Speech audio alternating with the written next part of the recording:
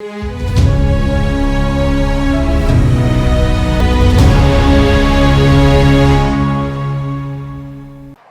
दोस्तों, राजनीति की बातें और चौधरी देवीलाल की कहानी में आप सभी का स्वागत है। मैं हूं आपका दोस्त धर्मेंद्र कुमारी। दोस्तों, चौधरी देवीलाल और चौधरी रणवीर सिंह हुड्डा दोनों समकालीन थे और एक साथ मिलकर किसानों की आवाज उठाते थे। जब चौधरी देवीलाल को जरूरत पड़ी कि लोकसभा में किसानों की आवाज को उठाया जाए, तो चौधरी रणवीर सिंह हुड्डा ने पंडित नेहरू के सामने किसानों मुजाहिरों की बात ललकार कर उठाई थी। बहुत कम लोगों को राजनीति के इस प्रश्न का पता है दोस्तों, और आज हम इसकी ही जानकारी आपको देंगे। हुआ यह था कि पंजाब सरकार ने बड़े जागीरदारों के हितों को सुरक्षित रखते हुए 100 स्टैंडर्ड एकड़ भूमि तक की सीमा वाला जमींदारा अध्यादेश प्रस्तुत किया था, और चौधरी देवीलाल को यह अध्यादेश किसी भी सूरत में मंजूर नहीं था, क्योंकि किसानों और मुजाहिरों की वो उस दौर में लड़ाई लड़ रहे थे। और दोस्तों, हरियाणा, पंजाब और हिमाचल प्रदेश तब एक ही राज्य होते थे, और इन राज्यों की जो राजधानी थी वो शिमला होती थी। यानी शिमला उन दिनों पंजाब की राजधानी होने के साथ साथ शासन की जो डोर थी वो शिमला से ही हिला करती थी, शिमला से ही चला करती थी। तो चौधरी देवीलाल जब जेल से रिहा हुए और सबसे पहले उन्होंने जो बेदखलियों का आदेश था छोटे किसानों को वापस कराया, चौधरी देवीलाल ने शिमला पहुंचते ही इस प्रताप सिंह कैरो और भीमसेन सच्चर में समझौता करवाया। और यह समझौता एक ऐसा समझौता था दोस्तों जिसने पंजाब के शासन और राजनीति का दिशा बदल दी। समझौता करवाने के बाद चौधरी देवीलाल ने प्रांत की कांग्रेस कमेटी से यह प्रस्ताव पास करवाकर भार्गव सरकार के पास भिजवाया कि किसानों की बेदखलियां तत्काल बंद होनी चाहिए। इस राजनीतिक दबाव के साथ साथ व्यक्तिगत स्तर पर भी पंजाब के मुख्यमंत्री डॉक्टर भार्गव को चौटाला गांव में आकर स्वयं किसानों की कठिनाई का जायजा लेने के लिए भी चौधरी देवीलाल ने तैयार किया। तो आप चौधरी देवीलाल की रणनीति को देख सकते हैं कि एक तरफ तो वो भार्गव सरकार को हिलाने की कोशिश कर रहे हैं, दूसरी तरफ उन्हीं भार्गव को चौटाला में भी बुला रहे हैं गाँव में। 7 फरवरी 1951 को भार्गव साहब चौटाला गांव में पधारे और एमएलए वीरेंद्र के सभापतित्व में चौटाला गांव में किसानों की विशाल सभा का आयोजन किया गया। सम्मेलन में चौधरी देवीलाल ने मांग पत्र में किसानों की कठिनाई को मुख्यमंत्री के सामने अपना दिल खोलकर रख दिया, लेकिन चतुर डॉक्टर भार्गव अपने उत्तर में किसानों मुजाहिरों की समस्याओं का गोलमोल जवाब देकर चले गए। देवीलाल समझ गए कि जागीरदारों के हमदर्द मुख्यमंत्री के रहते किसानों मुजाहिरों के हितों की रक्षा का आश्वासन प्राप्त करना व्यर्थ है, इसलिए पहले भार्गव को कुर्सी से हटाया जाएगा, फिर बात बनेगी। और चौधरी देवीलाल ने उस दिन ये ठान लिया कि अब भार्गव को मुख्यमंत्री पद की कुर्सी से हटाएंगे। ये पहली राजनीतिक लड़ाई उन्होंने शुरू की थी उस दौर में। इन परिस्थितियों में प्रदेश कांग्रेस कमेटी के सत्ताधारी दल से किसी भी प्रकार की उम्मीद करना अर्थहीन था, इसलिए चौधरी देवीलाल का ध्यान प्रदेश कांग्रेस कमेटी की ओर गया। कुछ दिनों में चौधरी देवीलाल की कोशिशों से सरदार गुरमुख सिंह मुसाफिर की अध्यक्षता में प्रदेश कांग्रेस कार्य समिति की बैठक दिल्ली में बुलाई गई, और इस बैठक में भार्गव मंत्रिमंडल की जनता विरोधी नीतियों के कारण मंत्रिमंडल के विरुद्ध अविश्वास प्रस्ताव पास करवाकर सारे सदस्यों सहित नेहरू जी से मुलाकात की गई। नेहरू जी एक बार तो अविश्वास प्रस्ताव देखकर बिफर पड़े, और लेकिन जब सदस्यों ने थोड़ा मजबूत होकर कहा कि आपको हमारी बात सुननी होगी, क्योंकि हम इतनी दूर से आए हैं और कांग्रेस में ऐसा नहीं हो सकता कि किसी के खिलाफ अविश्वास है और सदस्य ने साइन कर रखे, तो आप हमारी बात ही ना माने। इसके बाद वो नरम पड़ गए। इसके बाद उन्होंने भार्गव साहब के कारनामों से परिचित करवाया, और भार्गव साहब और उनका पूरा खेमा इसके बाद डिफेंस मोड में आ गया। जल्दी ही प्रांत की चुनाव समिति के गठन के नाम पर शक्ति परीक्षण का काम होना था, और ये एक मौका था भार्गव विरोधी खेमे के पास जो भार्गव को चारों खाने चित कर सकता था।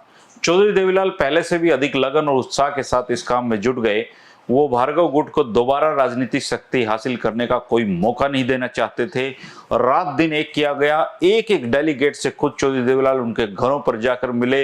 उन्होंने कैरो सच्चर गुट की विजय की जरूरत समझाई, और उधर सत्ताधारी दल के साथ हिसार और फिजूर जिले के जो मालगुजार थे, जागीरदार थे, वो साथ थे। उन्होंने भी प्रतिनिधियों को लुभाने की पूरी कोशिश की और अपनी जो तिजोरी है उसका मुंह खोल दिया। इसके बावजूद चौधरी देवीलाल की कोशिशों से प्रांतीय चुनाव समिति के 8 जो स्थान थे वो कैरो और सच्चर गुट ने जीते, और भार्गव शासन की कमर इस चुनाव से टूट गई। और इस चुनाव परिणाम को देखने के बाद केंद्रीय कांग्रेस समिति ने भार्गव मंत्रिमंडल को भंग करने का फैसला लेने में देर नहीं लगाई, और 20 जून 1951 को भार्गव शासन समाप्त हो गया और पंजाब पर पहली बार राज्यपाल शासन लागू हुआ। चौधरी देवीलाल अपनी पहली जीत में जीत गए थे क्योंकि वो भार्गव मुख्यमंत्री नहीं थे और चौधरी देवीलाल के साथी अपनी इस जीत पर बेहद प्रसन्न थे, खुशियां मना रहे थे।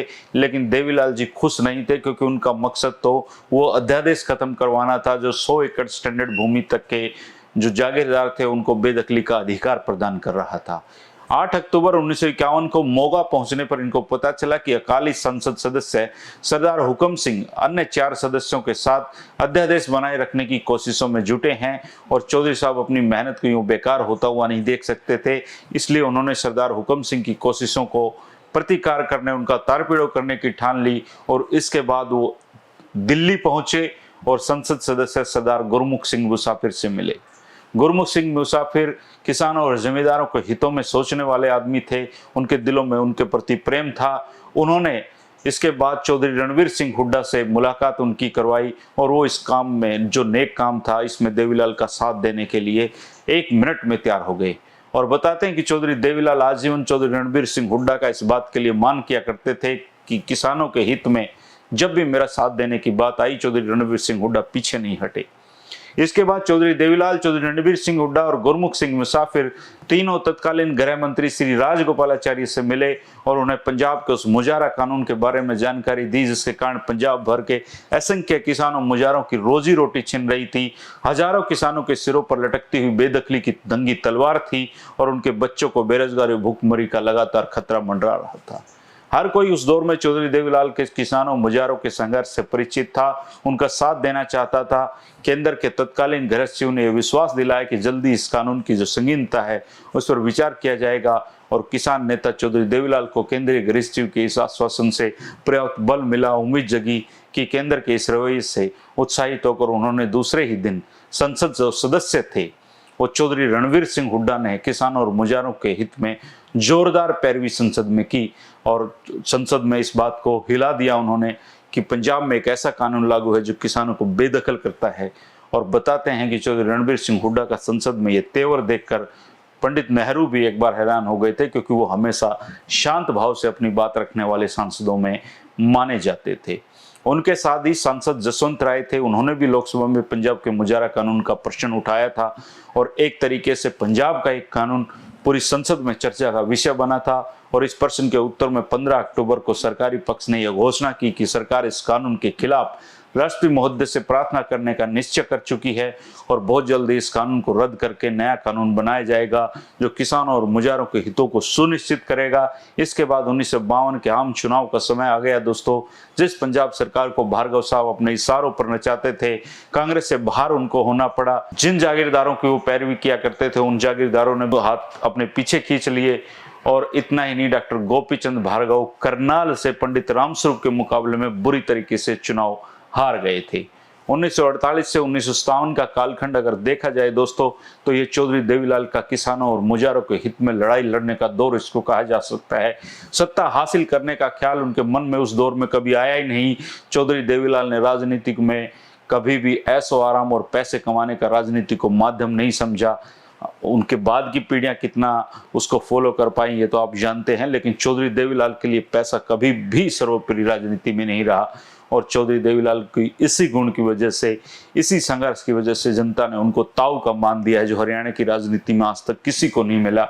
जिन लोगों ने राजनीति को दोस्तों कारोबार समझा है, जनता कभी उनकी इज्जत नहीं करती है। हालांकि एक दौर में हमें लग सकता है कि वो बहुत महान आदमी है, ऐसी छवि बनाई जा सकती है, लेकिन वो छवि जब भरभरा कर टूटती है तो फिर जनता उसको भ्रष्टाचारी कह के भी याद करती है। लेकिन चौधरी देवीलाल पर ऐसी कोई तोहमत, ऐसा कोई कलंक हरियाणा की राजनीति में नहीं लग पाया।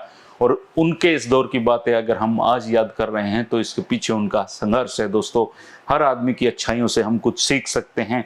राजनीति में भी अच्छे लोग हुए हैं, उन अच्छे लोगों से अगर वर्तमान राजनीति वाले लोग ये देखें कि हमारे ही हरियाणा में किस किस तरह के लोग हुए हैं, किस किस तरह के कानून वो बना कर गए हैं, कैसे कैसे लोगों की वो सेवा करते थे, तो हो सकता है आज की राजनीति में भी जो लोग पैसा बनाने में विश्वास रखते हैं उनको थोड़ी बहुत शर्म आ जाए, उनको बहुत कुछ प्रेरणा मिल जाए। इसलिए उनको पुराने दौर के लोगों की बातचीत सुननी चाहिए, उनके बनाए कानून पढ़ने चाहिए, उनके दौर का इतिहास पढ़ना चाहिए।